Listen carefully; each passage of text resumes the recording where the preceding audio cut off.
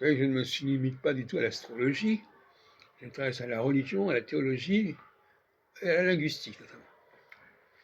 Et je vous parlais de l'euphonie, E-U-P-H-O-N-I-E, qui veut dire en grec le bon son, en opposition à cacophonie. Et quelle est la dimension euphonique, quelle est la recherche euphonique de la part du locuteur?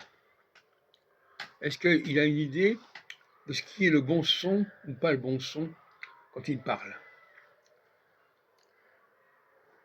Le domaine littéraire le plus marqué par l'euphonie, c'est évidemment la poésie, la recherche de la rime, la recherche des pieds, des équilibres. Mais à mon avis, la langue française, notamment, doit rechercher l'euphonie. C'est-à-dire que on parle en français, il y a des règles d'euphonie à respecter. C'est-à-dire le choix des mots et la fin des mots, la fin des phrases, etc. Par exemple, si je vois que tel usage n'est pas euphonique, je dois adopter un autre qui permettra de respecter cette euphonie.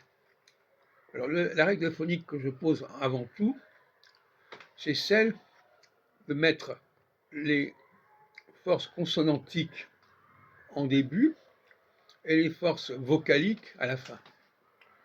Par exemple, si je m'aperçois qu'à la fin, je vais tomber sur des consonnes alors que je dois avoir des voyelles, eh bien je vais employer des tournures qui me permettront d'avoir des voyelles. En français, il y a suffisamment de possibilités de ce genre.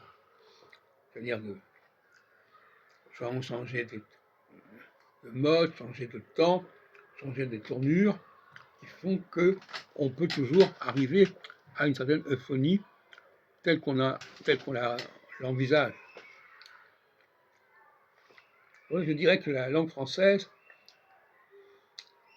n'est une belle langue que si on respecte son euphonie. C'est-à-dire qu'il ne faut pas se laisser, il ne faut pas rester à un niveau basique, il faut prendre des mesures, des initiatives, comme je viens de le dire. Il faut trouver un chemin permettant à la phrase d'être dans l'euphonie. Pas dire, ah ben je vais dire ça comme ça, je dois dire comme ça. Non, il y a une liberté de choix de l'ordre des mots, de l'ordre des formules de toutes sortes, qui incombe au locuteur.